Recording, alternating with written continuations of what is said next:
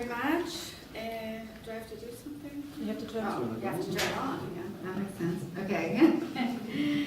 Thank you very much, Michael. I'm really, really happy to be here tonight in cold Berlin. You can't believe how warm it is in Israel right now. I was emailing back and forth with Michael, but in Israel, sort of winter has basically been canceled. We don't have winter anymore. I'm not equipped for -12 anymore, but in any case, it's wonderful to be here. What I'm going to do this evening, I'm sort of going to divide my presentation into 3 parts. I want to give a little bit of background why negotiations with Iran have been failing for over a decade. Negotiations to stop Iran on its path to a military nuclear capability. Why negotiations have proven to be so difficult for the international community. And then, of course, I'm going to talk about the current stage that we're in right now, and this goes most specifically to the JPA, to the Joint Plan of Action, and what can be expected over the coming months. And then I want to talk maybe a little bit, we'll see how much time remains, about how Israel factors into all of this. Israel's take on diplomacy with Iran and sort of how that has shifted over the years, again taking a long view from Sharon through Olmert and now, of course, to Netanyahu. And I also want to take some time to discuss this question of Israel nuclear versus Iran nuclear, or to give an answer to those who ask different forms of why Israel and not Iran. And there are good reasons why this is the case. But I think that this is a question that's cropping up more and more in people's minds. We see it in the media, and I do want to spend a little bit of time addressing that because it's important. You need to have the historical context, and you need to understand that the answer cannot be given without understanding that history. It's important, it all matters. It's a long answer, but it's the real answer. So in any case, I want to start with why have negotiations with Iran been so hard? As you well know, these negotiations have been ongoing since 2003. They've taken place in different contexts. Of course, it began with the EU3. Germany, Britain, and France negotiated for 2 years, from 2003 to 2005. Then there was, of course, the sanctions years. Obama came with his offer of bilateral talks. That didn't work. And for the past few years, we've been in the dynamic of the P5+1 dealing with Iran. I just want a short caveat on the P5+1. I do use this term, although in Europe, the preferred term, as I'm sure you're well aware, is E3+3. E3+3 is historically correct because these negotiations began with the 3 European states, and now with the P5+1, obviously 3 other states have joined. However, I use the term P5+1 because it's conceptually more correct. And what I mean by that is when negotiations moved to the P5, it was because they had moved to the UN Security Council for sanctions, and the P5 are the important players there. And the one, of course, is Germany, who was added to this group for historical reasons because it began with the E3. But when I say P5+1, that reminds us that the responsibility, for dealing with this crisis, the responsibility for not allowing Iran to progress to a military nuclear capability is on the shoulders of the P5.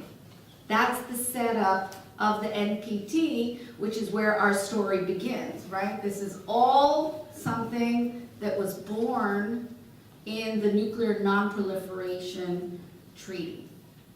So I will be calling it P5+1.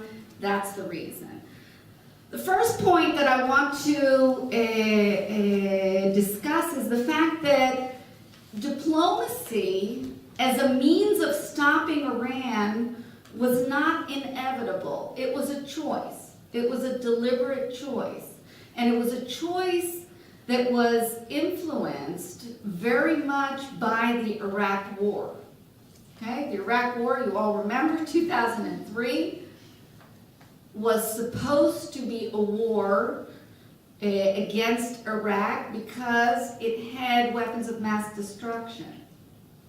But when that war went wrong, let's say, and weapons of mass destruction, WMD, were not found in Iraq, the whole military route to stopping states from attaining WMD was basically off the agenda, okay? And diplomacy became the strategy of choice for dealing with determined proliferators, for dealing with Iran, and for dealing with North Korea. North Korea came onto the scene almost at the same time as Iran, both in 2002, and both processes have been moving forward, well, not so much forward, but they've been progressing in parallel. North Korea, for the past 5 years, has not seen any progress at all.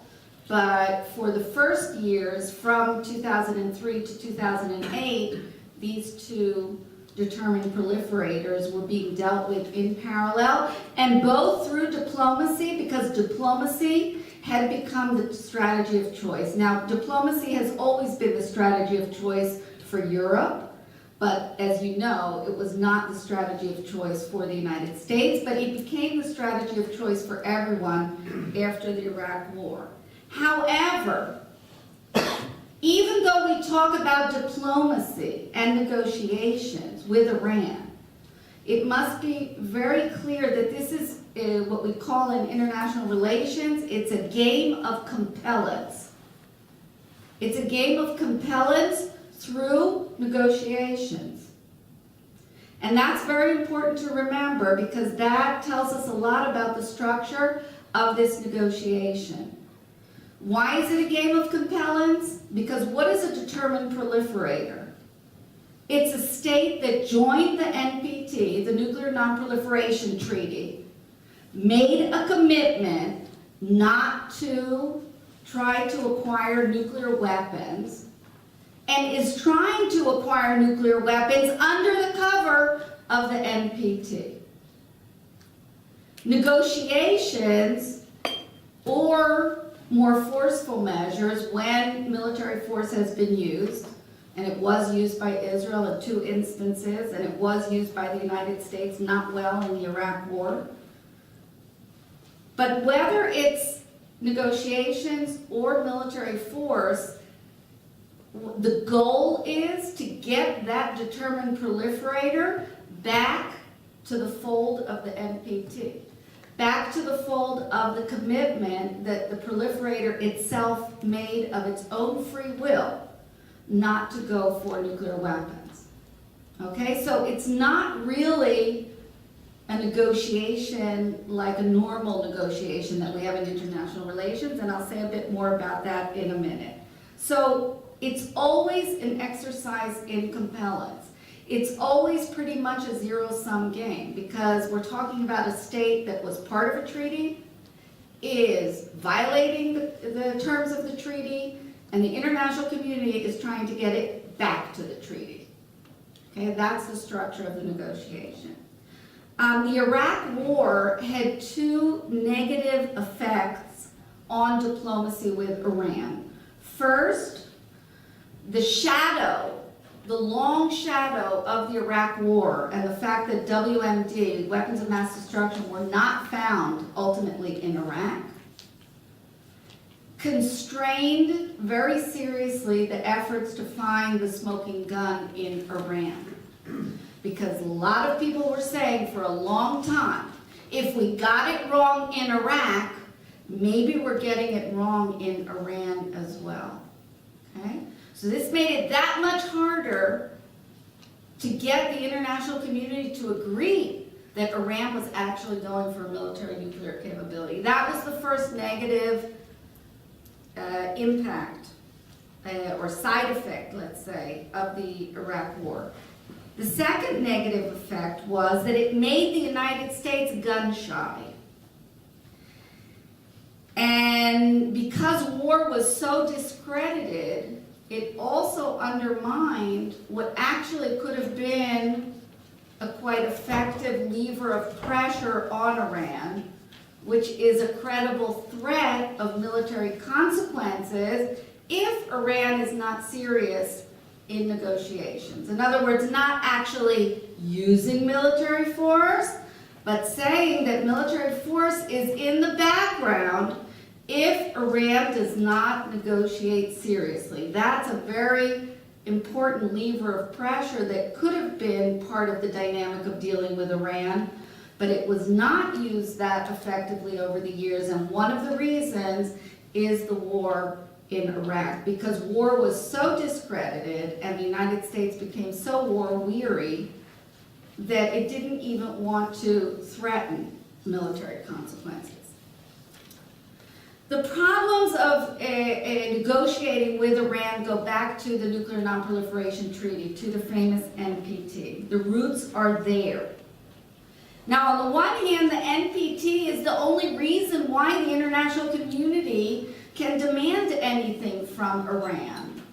If there was no NPT, if there was no regime, any state could go for whatever weapon it wanted, and nobody could say anything to any state going for any weapon. So the NPT is a very, very important international treaty. Make no mistake. That gives the legitimacy to even come, with complaints to these determined proliferators. But at the same time, the NPT is also the source of some of the problems of negotiating with Iran. Because there's a major, major loophole in the NPT, and it's called Article 4 of the NPT.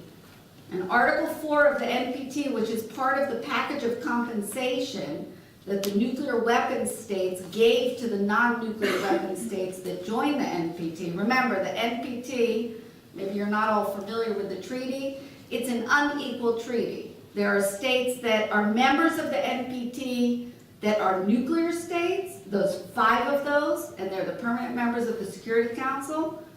And all the other states that are members of the NPT are members in a non-nuclear weapon state status. Okay? In order to join the NPT as a nuclear weapon state, you had to have done a nuclear test before the 1st of January 1967, which conveniently was a definition that fit only the 5 nuclear states at the time that the NPT went into force. But the nuclear weapon states understood that other states were not going to make a commitment to be non-nuclear if they didn't get anything for it. Why should they agree that there would be 5 nuclear states and they agreed to never become nuclear states? And so they were given a package of compensation within the NPT, and the major element of compensation was that the nuclear weapon states would cooperate with them on what's known as a civilian nuclear program, or a civil nuclear program, okay? A nuclear program for peaceful purposes, which Iran, by the way, says that's all it's doing.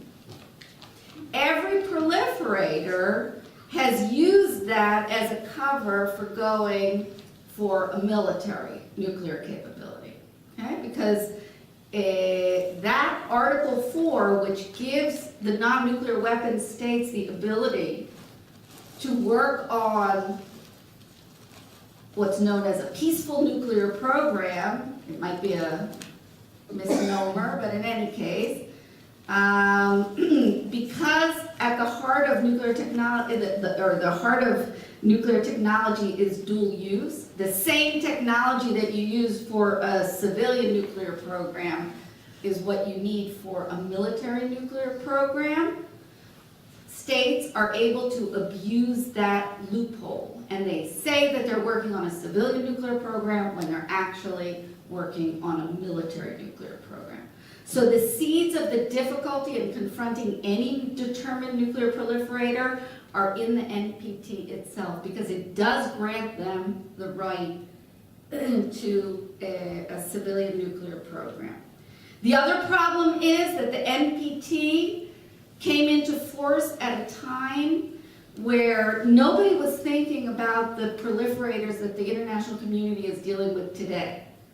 The proliferators back then that they were worried about were Sweden, Canada, and states like those. Okay, those were the states that had, advanced nuclear technology, and the international community in the late 60s wanted them to remain non-nuclear. Nobody was thinking about Iraq, Syria, North Korea, and Iran at the time. And therefore, the provisions of the NPT were formulated in a way that they were pretty sure that a state that joined the NPT was going to uphold it. They weren't thinking about cheaters. Okay? And so the whole setup of the NPT is built on the basis of good faith. In other words, the assumption is that states will uphold their commitment, and therefore the IAEA, which is the body that has the safeguard agreements with non-nuclear weapon states that are members of the NPT, is only meant to visit, for example, declared nuclear facilities. And they only go there to ensure that everything's going okay. It wasn't in their minds at the time that they needed to set up an inspection agency that would be seeking out violators. Okay, so that's a very different organizational culture. And there are many things in the NPT that were left for interpretation. Okay? There are no benchmarks in the NPT for making the call that a state is working on a military nuclear program, as strange as that might sound. Everything turns on interpretation of the evidence. And when you don't want to see something, it's very easy to make the case that it's not there. And it took years until most of the states in the international community came to the conclusion that Iran had definitely worked on a military nuclear program and were probably still working on a military nuclear program. Because when everything turns on interpretation, state interests also come into play. So just think about Russia in this regard, and think about how they have been behaving over the past decade. You can see how Russian interests come into play when they formulate their positions vis-a-vis Iran's nuclear program. Now, once negotiations with Iran began, it became clear that the basic structure, and I just mentioned this before, the basic structure of this negotiation is not what I would say a normal negotiation in international relations. What do I mean when I say a normal negotiation? A normal negotiation is when you have two parties that have identified a common interest that they would like to realize. Okay? But and they can't realize that common interest without cooperating and coming to a deal. And then they argue over the price, basically. So it's just like buying, a used car, right? So the person that sells the used car and the person that buys the used car, they both cannot realize their common goal of this sale without cooperating, and the negotiation is over the price. So that's a normal negotiation. A common interest cannot be realized without cooperating and coming to a deal. This negotiation is very different. It doesn't follow that pattern, and this has been a major, major problem over the years. The negotiations with Iran, the setup is like this. You have one side, the international community, whether the EU3 or the P5+1 or whoever is negotiating on behalf of the international community, wants to negotiate a deal and is actually dependent on a negotiated deal. Not only wants the deal, is dependent on the deal because it wants to stop Iran through negotiations and does not want to have to move to other means like military means. On the other side, you have Iran, who absolutely does not want a negotiated deal. That's the last thing Iran wants. A negotiated deal means that Iran has to give up its military nuclear aspirations. It doesn't want that. Iran can reach its goal unilaterally. It does not need the other side at all. That's the last thing it wants. This is a very unequal situation that makes it very difficult for the international community to negotiate successfully, because it's negotiating with a party that doesn't want a negotiation and doesn't need a negotiation, and the international community wants a negotiation and is totally dependent on a negotiation. And you know that when you're dependent on something, that spells weakness. Okay, so that's the structure of this negotiation. And that structure plays against the international community. And that's why, even though the P5+1 collectively are so strong politically, economically, militarily, and they're against Iran, one Iran, who is so much weaker in all of those senses. But in the negotiation setting, Iran has the upper hand.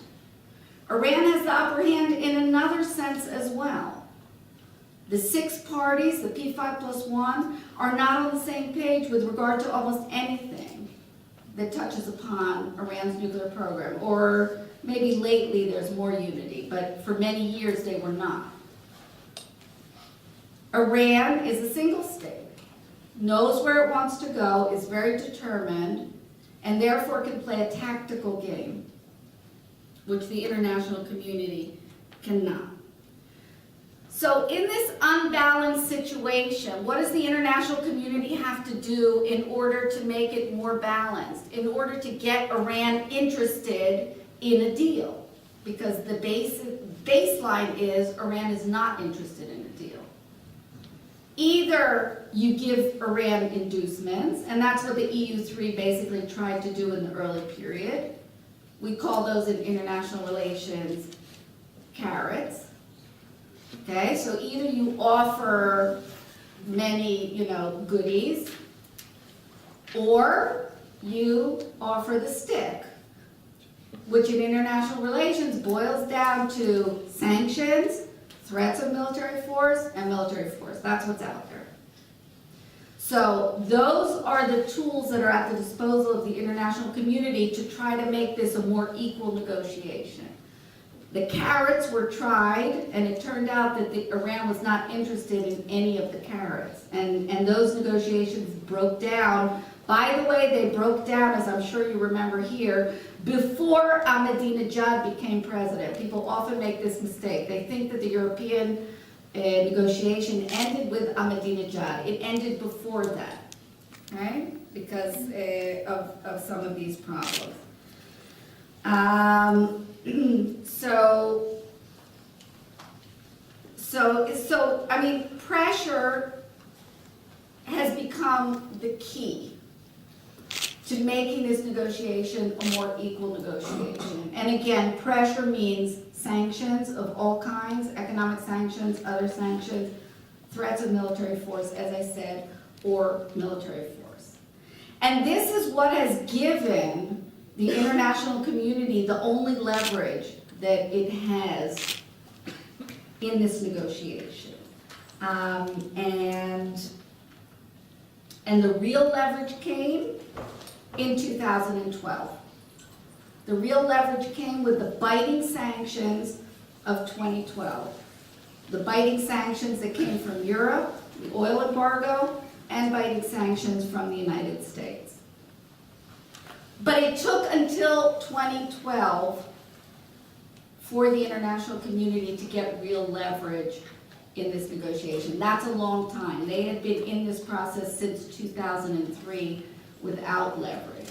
And it took a long time, and it was a long process until all the states were on the same page that Iran was even going for a military nuclear capability, which, by the way, the turning point in that respect was in late 2011 when an IAEA report on Iran came out with the full annex of what's known as the possible military dimensions of Iran's nuclear program. And that was the trigger for the biting sanctions of 2012. But that took a long time. The final problem with the negotiations has been that Iran, over the years, has become very good at exploiting the lack of clarity in the NPT in its favor. And it has played a very skillful tactical game. Remember, for Iran, it's all about tactics. It doesn't want the negotiation. It's been engaged in negotiations, but it has used that situation tactically in order to play for time and to progress with its nuclear program. Never has Iran been serious about cutting a deal, and I will argue that that is the situation also today. Nothing has changed, but we'll get to that. As I said, 2012 biting sanctions, that turned the tide, and that brought Iran back to the table in 2013, actually for the first time looking for the deal. If you want to know the revolutionary change in 2013, it wasn't, to my mind, Rouhani becoming president. It was Iran for the first time at the table looking for a deal. But their deal is still not the deal of the international community. Their deal is called getting maximum sanctions relief for minimum nuclear concessions. That's their game. But still, it's a change because for the first time, they are dependent on the international community. That gives the international community tremendous leverage, which needs to be used skillfully. Iran cannot get what it wants without cooperating with the international community for the first time. And unfortunately, what we're seeing now is that leverage is being chipped away, but I think that the strongest message to the international community needs to be, you have leverage.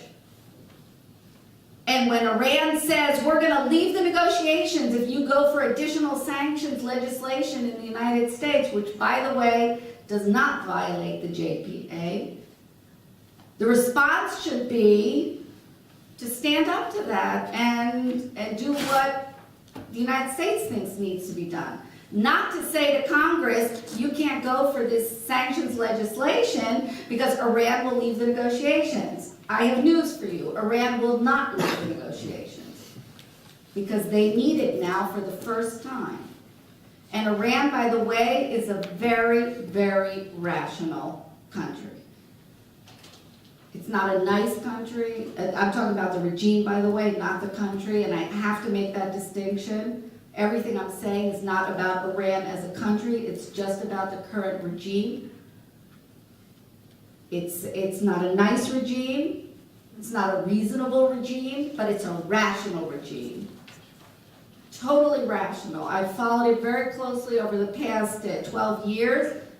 Everything is so rational. You can so clearly understand every action taken if you understand what is, their cost-benefit analysis. This brings me to the second topic, the JPA.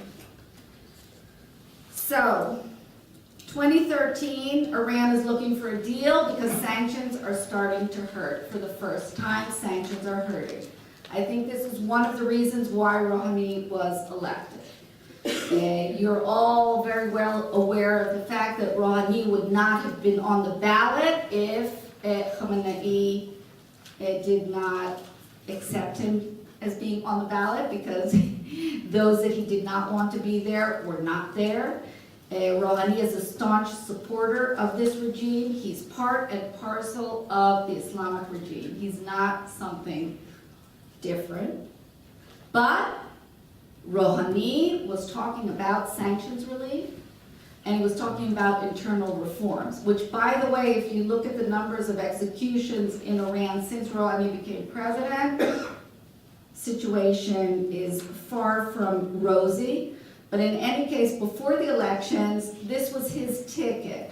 And I think that Khamenei made the calculation. He had 5 staunch conservatives, he had Rouhani, and I think the calculation was, if the Iranians do come out to vote in large numbers, and if they are disgruntled and want more reforms and better economy, well, they have the Rouhani that they can vote for, and they don't need to go to the streets like they did back in 2009, because if they go back to the streets, in 2013, it's not going to be the same as in 2009, because what happened between 2009 and 2013, some developments in the Arab world that everybody has seen. And I think Khamenei understood that if he had a repeat of 2009 in 2013, it could get dangerous for him. So it was good to have Rouhani there. If the Iranians really felt that and they came out to vote, they had Rouhani. Surprise, surprise, Rouhani won the election. And shortly thereafter, negotiations were restarted with this, lots of fanfare.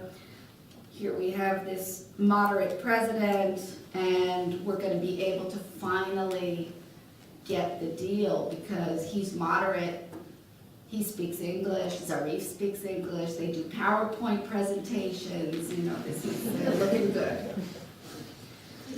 And so there were, I guess, mid-October, there was a round that didn't lead anywhere. 7th and 8th of November didn't lead anywhere.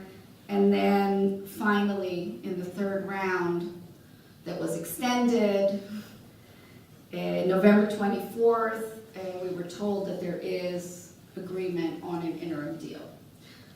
Thereafter, it took about 10 days before it dawned on the experts, I think, that there actually was not a deal yet, and they were still haggling over the terms of the deal, and they continued to haggle over the course of December and January. And they weren't haggling only on the terms of implementation, they were haggling over issues which ostensibly they had already agreed upon.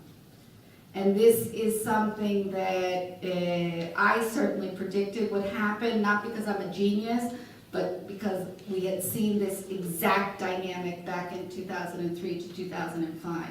And I was so sure that exactly what happened over the course of December and January was going to happen, because there was no reason why the Rouhani was this is the same Rouhani that was leading the nuclear negotiations back in 2003. We're not even talking just about the same regime, we're talking about the same person.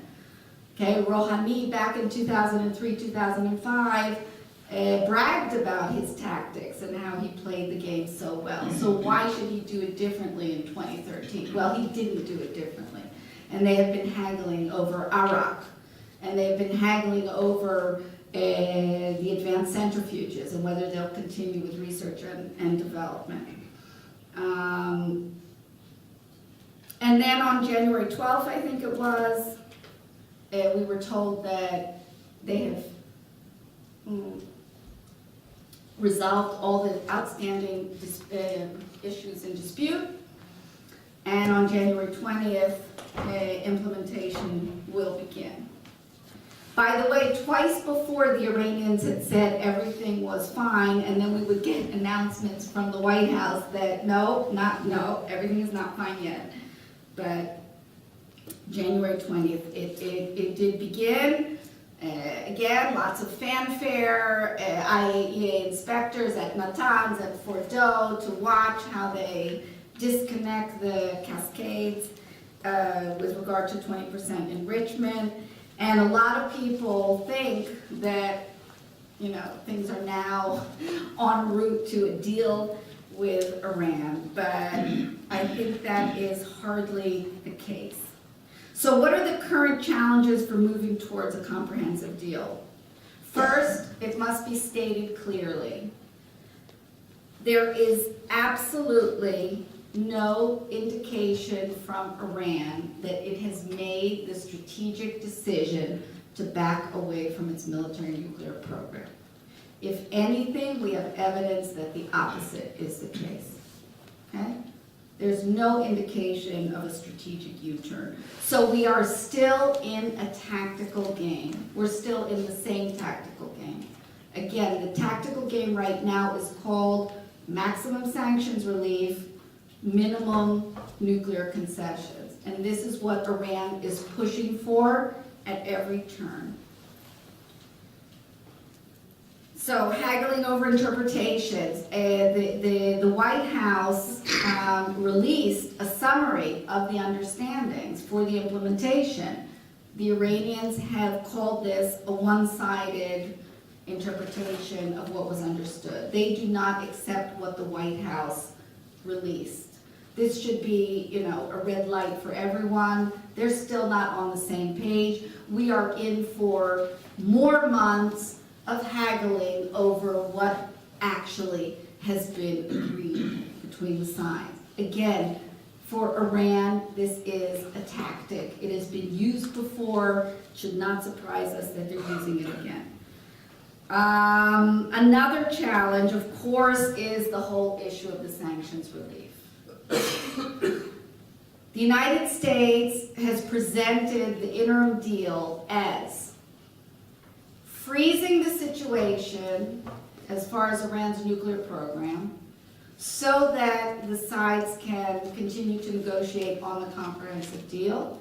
And in return, Iran gets minimum sanctions relief. $7 billion of sanctions relief, not one penny more. Okay, the United States has said all of the harsh sanctions are still in place. There will only be $7 billion of sanctions relief, which is very minimal. But the reality on the ground is that obviously economics do not work according to those strict rules. They work according to psychology and expectations, and right now there's an expectation that there will be more sanctions relief. And therefore what's happening on the ground in Iran is that companies are already coming and lining up for lucrative energy deals with Iran. This is not good news for the crucial, critical leverage that the P5+1 must have in any negotiation on a comprehensive deal. You remember everything I said about this structure of the negotiation? Without the leverage of sanctions, there will be no deal. Why? Because Iran does not have an interest in this deal. It's negotiating more seriously right now because it wants sanctions relief. If that stays, it could be enough to get Iran to actually make the deal that's wanted. If sanctions start eroding, I see no reason for Iran to go for a comprehensive deal. It's just, it will not happen. On the nuclear issues, the 20% enriched uranium that, you know, Fordo and Natanz and cutting the cascades, turning 20% enriched uranium into the oxide form that they're talking about is a reversible process. It takes a few weeks, but it can be reversed back into the worrying state.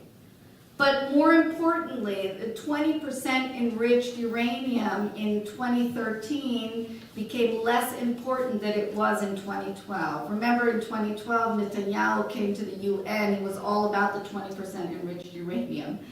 A year later, this became much less of an issue. Why? Because of the advanced centrifuges that Iran has already put in place in Natanz. About 1,000 of these advanced centrifuges that spin at much higher rates. And when they become operational, you can take low-enriched uranium, which Iran, by the way, has vast stockpiles of, and nothing's happening to those stockpiles, according to the interim deal. And very quickly, this can be enriched to the high levels. So the 20% level has been rendered less of an issue in any case, but you should also note that this is reversible. With regard to the advanced centrifuges, the interim deal says that Iran cannot operate the 1,000 advanced centrifuges that they've already installed in Natanz.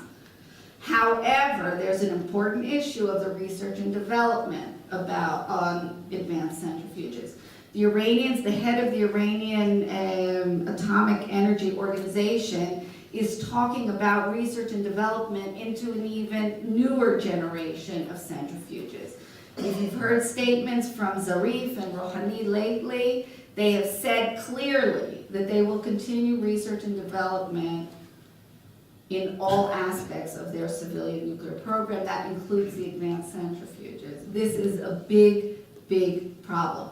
This, by the way, was the major issue with direct regard to the nuclear program that was being debated over the course of December and January, and unfortunately, the Iranians won on this issue because the international community was pushing back and trying to say, no, you can't have research and development on this, and the Iranians showed them that in the interim agreement from November 24th, it says that they can continue with research and development, and according to their interpretation, that includes the advanced centrifuges. That's another big problem. Iraq is also a problem, the question of whether they can continue with construction at this facility for plutonium. This is the plutonium route to nuclear weapons. I don't want to go into it, but it's another issue that has been left not totally clear, and you can be sure that Iran will be pushing its interpretation, which will be to continue construction work or other work on this facility outside the boundaries of the facility, and then that will not be considered that they're doing construction work at Iraq. Okay?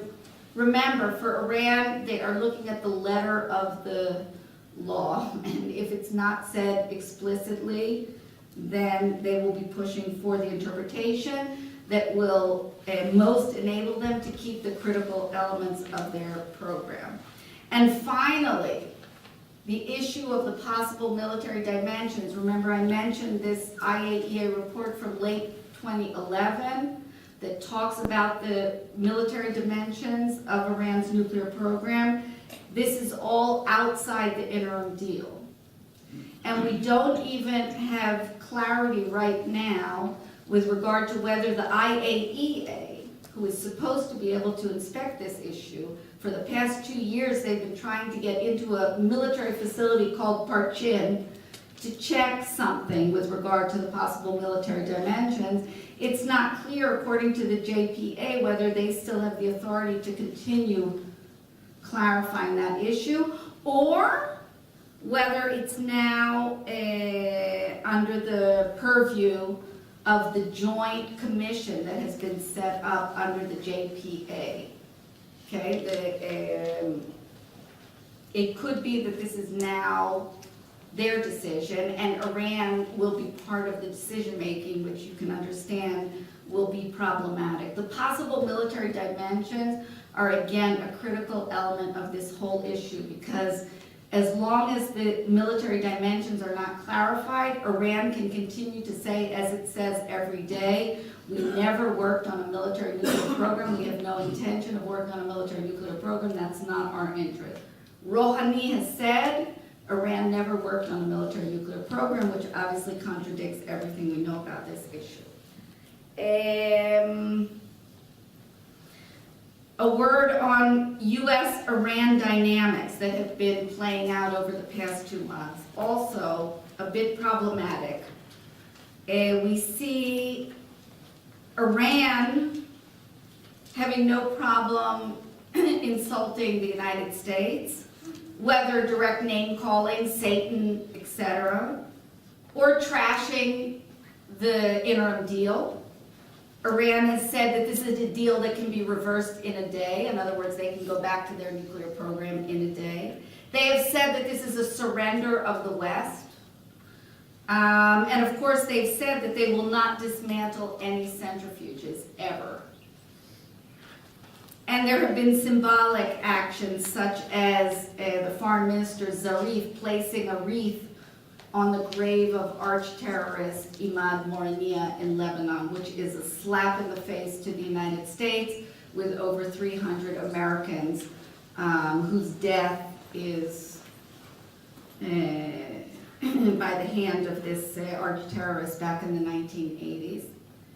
And on the other side, we see the United States sort of bending over backwards not to offend Iran. And everything that Iran says that's insulting or trashing the deal, Carney tells us that this is all for internal consumption. We shouldn't be worried about this. This is just for the Iranian people. But these things are being said on CNN, which I'm not sure whether that fits the bill of Iranian public opinion. And of course, all of the energy of the Obama administration over the past weeks has been focused on one issue only.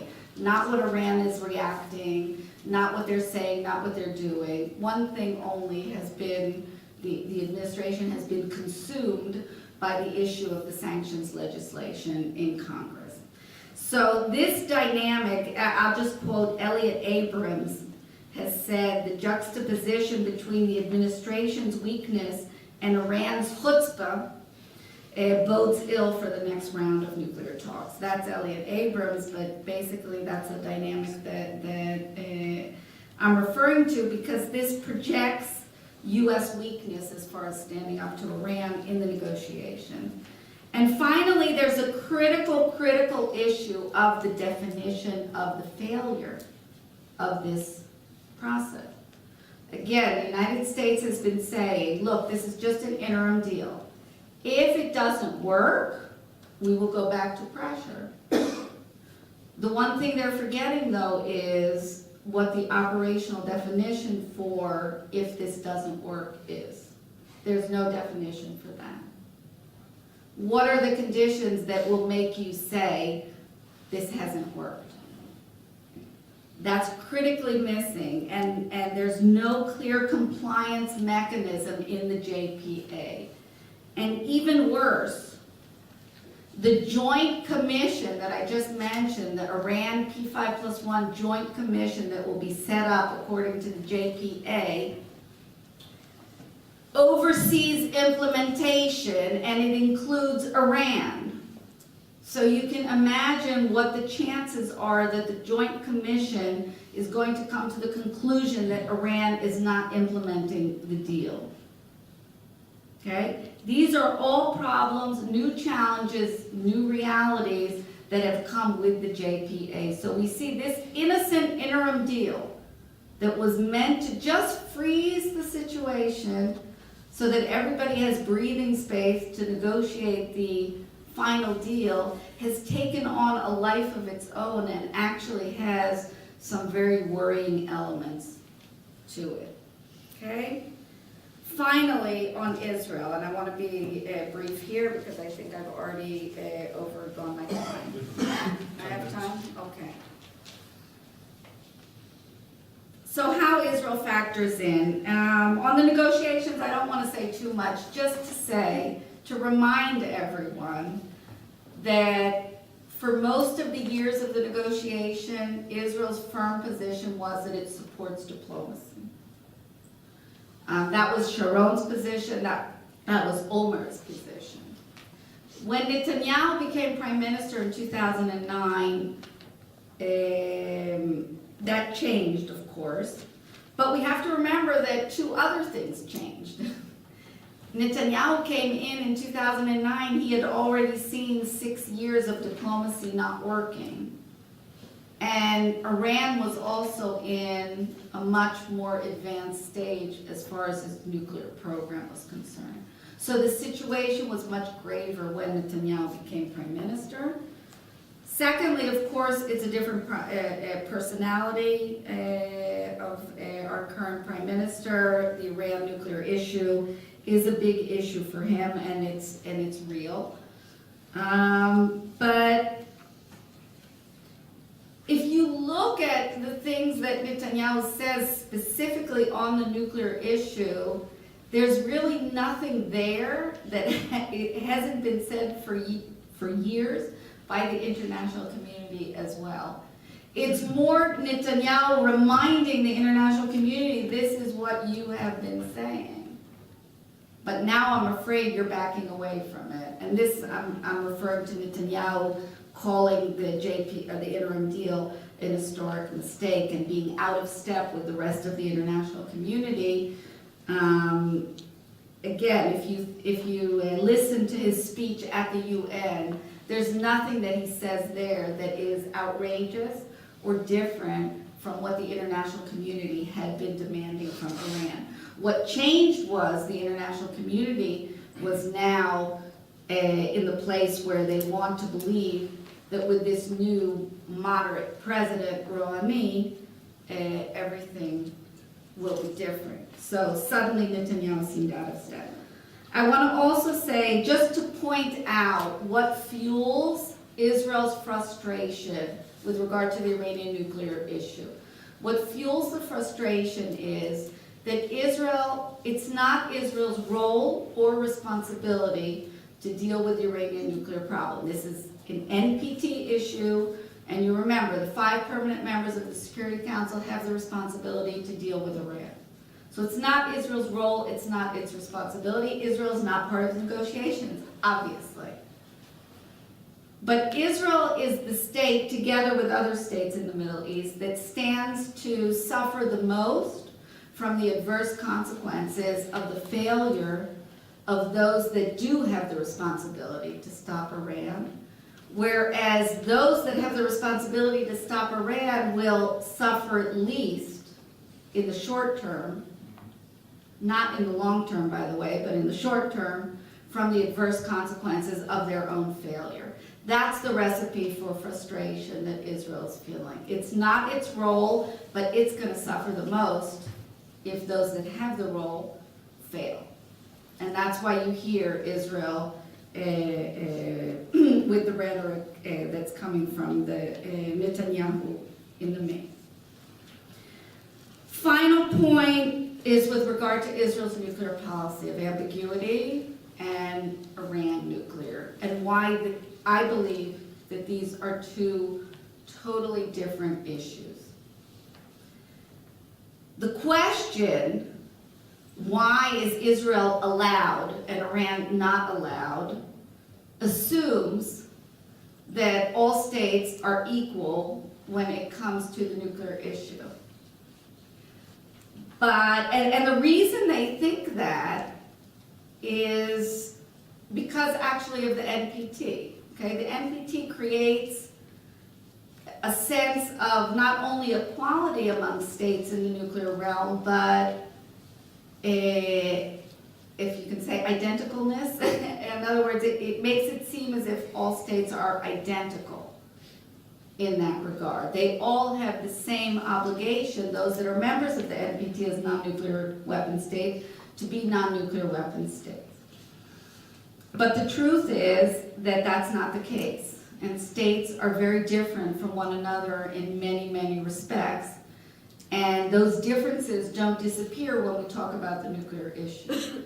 So if we take Israel and we put it in Israel's historical context, Israel made the decision in the late 1960s not to join the NPT.